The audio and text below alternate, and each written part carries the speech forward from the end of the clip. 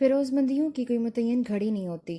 رحمتوں کا دروازہ اچانک کھلتا ہے اور دل کے ظلمت خانے میں سعادت کا چراغ اچانک روشن ہوتا ہے۔ یہی ماجرا اس یہودی نوجوان کے ساتھ ہی پیش آیا۔ دیکھنے کے لیے اس نے رسول مجتبیٰ صلی اللہ علیہ وآلہ وسلم کا چہرہ زیبا سینکڑوں بار دیکھا تھا۔ آنکھیں کھلیں اور بند ہو گئیں، نظر پڑی اور بکھر گئی۔ لیکن آج جانے کون سی گھڑی تھی کہ نظر پڑتے ہی دل کی دنیا ہی بدل گئی۔ قیامت کی بات تو یہ تھی کہ گھر کی چار دیواری میں جس رسول عربی کا نام لینا گیتی کا سب سے بڑا جرم تھا، اب اس کی محبت کا آشیانہ گھر کے باہر نہیں، دل کے نہا خانے میں بن چکا تھا۔ عشق، اور وہ بھی رسول مجتبیٰ کا عشق جس کی خوشبو سے دونوں عالم مہک اٹھتے ہیں، اس کا چھپانا آسان نہیں تھا۔ ادھر گھر والوں کا خوف تھا، سماج کا خطرہ، کسی نے ان کے محفل میں جاتے دیکھ لیا تو علام کا محشر برپا ہو جائے گا۔ شوق زیارت لیے وہ مسجد نبوی کے سامنے گھنٹوں گزار دیتا۔ اسی طرح دن گزرتے گئے اور دل کے کرینے عشق کی چنگاری سلگتی رہی۔ محبت کی تپش سے آنکھوں کی نیند اڑ گئی۔ نتیجہ یہ ہوا کہ حالات کے جبر اور جاں کسل ضبط نے بیمار کر ڈالا۔ باپ نے ہر چند علاج کرایا، وقت کے بڑے بڑے طبیب آئے، لیکن کوئی فائدہ نہ ہوا۔ ہزار جتن کے باوجود حالت دن بدن گرتی چلی گئی۔ پھول کی طرح شگفتہ نوجوان سوکھ کر کانٹا بن گیا۔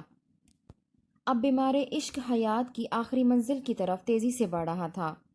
آج ایک عاشق مہجور کی زندگی کی آخری شام تھی۔ آنکھیں پھترانے لگیں، جسم کے انگ انگ سے موت کے آثار ابھرنے لگے۔ ہچکیاں لیتے ہوئے اس بھری نگاہوں سے باپ کی طرف دیکھا کہ فرط محبت سے باپ کا کلیجہ پھٹ گیا۔ منہ کے قریب کان لگا کر کہا کہ میرے لال، کچھ کہنا چاہتے ہو؟ زبان کھلتے ہی آواز حلق میں پھنس گئی۔ بڑی مشکل سے کہا کہ آپ وعدہ کریں کہ میری زندگی کی آخری خواہش کو پورا کریں گے۔ باپ نے کہا کہ وعدہ کرتا ہوں کہ بے دریغی سے پوری کروں گا۔ بابا جان، برا نہ مانیں، چند برسوں سے میں محمد عربی کی عقیدت اور محبت کے اضطراب میں سلگ رہا ہوں۔ آپ کے خوف سے زندگی کا یہ میں نے راز کبھی فاش نہیں ہونے دیا۔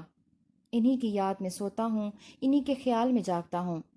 جب سے بستر علالت پر پڑا ہوں، جلوے اقدس کی ایک جھلک کے لیے ترس گیا ہوں۔ اب جب کہ میری زندگی کا چراغ گل ہو رہا ہے، دل کی آخری تمنا ہے کہ ایک بار ان کے روئے تاباں کی زیارت کر لوں اور دم نکل جائے۔ بیٹی کی یہ آرزوئے شوق معلوم کر کے غصے سے باپ کا چہرہ تمتما اٹھا، لیکن جلدی اس نے اپنے جذبات پر قابو پا لیا۔ لرزتی ہوئی آواز میں کہا کہ میرے لختے جگر، اگرچہ میرے لیے یہ سخت ناگوار ہے، لیکن یہ خیال کر کے کہ تم دنیا سے حسرت زدہ ہو کر نہ جاؤ، میں تمہاری خواہش کی تکمیل کے لیے جا رہا ہوں۔ بادل نخواستہ اٹھا اور کاشانہ نبوت کی طرف چل پڑا۔ قدم اٹھ نہیں رہے تھے، اٹھائے جا رہے تھے۔ مسجد اقدس کے دروازے پر کھڑے ہو کر آواز دی کہ میں محمد عربی سے ملنا چاہتا ہوں، کوئی انہیں خبر کر دے۔ چند ہی لمحے کے بعد سرکار رسالت سامنے جلوہ گر تھے اور ارشاد فرمایا کہ تمہیں کیا کہنا ہے؟ دل کا کشور فتح کر لینے والی یہ آواز سن کر یہودی کے ذہن اور خیال کی بنیاد ہل گئی۔ بھرائی ہوئی آواز میں کہا کہ میرا اکلوتا بیٹا عین شباب کی منزل میں دنیا سے رخصت ہو رہا ہے۔ آپ کی عقیدت و محبت کا سحر اسے موت کی آغوش میں سلانا ہی چاہتا ہے۔ آپ کے جمال کی زیبائش اور کشش پر سارا عرب دیوانہ ہے، جس سے ہمارے یہودی بچے کو بھی عرصے سے گھائل کر رکھا ہے۔ اب وہ بستر مرگ پر تڑپ رہا ہے۔ اس کی آخری تمنا ہے کہ وہ آپ کا دیدار کر لے۔ یہ سنتے ہی سرکار رسالت صلی اللہ علیہ وآلہ وسلم نے صحابہ کرام سے ارشاد فرمایا کہ چلو اس فیروز بخت نوجوان کو دیکھ کر آئیں کہ جس کے خیر مقدم کے لیے آسمانوں میں ہنگامہ شوق برپا ہے۔ انتظار کرتے کرتے بیمار محبت کی آنکھیں بند ہو گئی تھیں کہ باپ نے سرہانے کھڑے ہو کر آواز دی کہ نور عین، آنکھیں کھولو، تمہارے مرکز عقیدت آ گئے ہیں۔ اس آواز پر جاتی ہوئی روح پلٹ آئی۔ بیمار نے آنکھیں کھول کر دیکھا اور کہا کہ سرکار، دل میں عشق اور ایمان کی مقدس امانت لیے ہوئے اب عالم جاوید کی طرف جا رہا ہوں۔ خدائے لا شریک کا ایک سجدہ بھی نامہ زندگی میں نہیں ہے۔ اس تہدستی کے باوجود کیا میں اپنی نجات کی امید رکھوں؟ سرکار صلی اللہ علیہ وآلہ وسلم نے تسلی امیز لہجے میں ارشاد فرمایا کہ زبان سے کلمہ توحید کا اقرار کر کے دائرہ اسلام میں داخل ہو جاؤ، تمہاری نجات کا میں ضامن ہوں۔ باپ نے بیٹے سے کہا کہ مالک کبریا کا حبیب اس کی نجات کے لیے اپنی ضمانت پیش کر رہا ہے، تو صاف اور صریح لفظوں میں وعدہ لے کر دائرہ اسلام میں داخل ہو جاؤ۔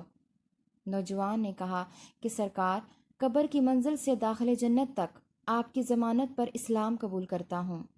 اس نے کلمہ پڑھا اور اس فیروز بخت نوجوان نے ہمیشہ کے لیے آنکھیں بند کر لیں۔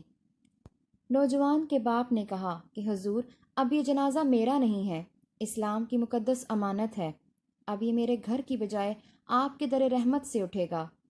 تجہیز و تکفین کی ساری ذمہ داری آپ ہی کے سپرد ہے۔ باپ کی درخواست کو قبول کر لیا گیا۔ صحابہ کرام کو مخاطب کرتے ہوئے ارشاد فرمایا کہ اس نوجوان کا جنازہ اپنے کندھوں پر اٹھا لو، عروس نوبہار کی طرح یہ جنازہ مدینے کی گلیوں سے گزرے گا۔ مرگ عاشق کے سارے مدینے میں دھوم مچ گئی تھی۔ جنازے میں شرکت کے لیے آس پاس کی ساری آبادیاں سمٹ آئی تھیں۔ عاشق کا جنازہ تھا، بڑی دھوم سے اٹھا۔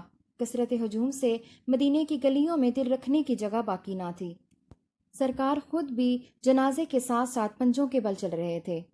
آخر ایک صحابی نے پوچھ ہی لیا کہ ارشاد فرمایا کہ آج عالم بالا سے رحمت کے فرشتے اتنی کثرت سے جنازے میں شریک ہیں کہ ان کے ہجوم میں بھرپور قدم رکھنے کی کوئی جگہ ہی نہیں ہے۔ جنت البقیع میں پہنچ کر جنازہ فرش پہ خاک پر رکھ دیا گیا۔ لحد میں اتارنے کے لیے سرکار خود اندر تشریف لے کر گئے۔ سرکار کے داخل ہوتے ہی قبر رحمت نور سے جگمگا اٹھی۔ اپنے دستے کرم کا سہارا دے کر سرکار رسالت نے جنازہ لحد میں اتارا۔ کافی دیر کے بعد لحد سے جب باہر تشریف لائے تو پسینے میں شرابور تھے۔ صحابہ نے دریافت کیا کہ حضور، چہرہ زیبا پر پسینے کے قطرے کیوں چمک رہے ہیں؟ ایسا لگتا ہے کہ سرکار کو کسی بات کی مشقت اٹھانی پڑی ہے۔ حضور نے مسکراتے ہوئے جواب فرمایا، حضور نے کہا کہ اس عاشق جوان سال نے دم واپسی مجھ سے وعدہ لیا کہ لحد کی منزل سے لے کر داخل جنت تک میری رحمتوں کی ضمانت اسے حاصل رہے گی۔ میرے اشارہ بروح کی شہ پا کر حوران خلد کا بہت بڑا ہجوم اس کی لحد کے قریب پہلے ہی جمع تھا۔ جو ہی اسے لحد میں اتارا گیا، چہرے کی بلائیں لینے کے لیے وہ ہر طرف سے بے تحاشا ٹوٹ پڑیں۔ اسی عالم فرافتہ حال میں مجھے تھوڑی سی مشقت اٹھانی پڑی اور میں پسینہ پسینہ ہو گیا، اور ایسا ہونا بھی رحمت کا ہی تقاضا تھا کہ پسینے کے چند قطرے کفن کی چادر پر ٹپک گئے۔ اب اس کی خوابگاہ صبح محشر تک مہکتی رہے گی۔